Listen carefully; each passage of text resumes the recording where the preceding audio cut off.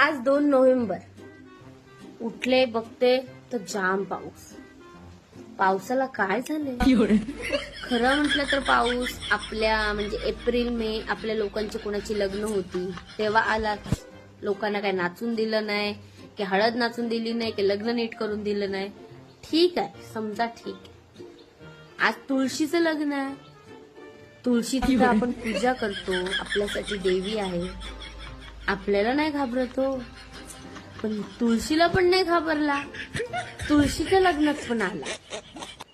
अरे बास वा बास, जा तू जा. आम्हाला तर हिवाळा पण अनुभवायचा आहे.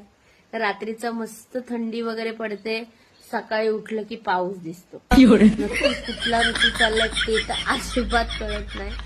बस आम्हाला कंटाळा आला तर तुझं जा.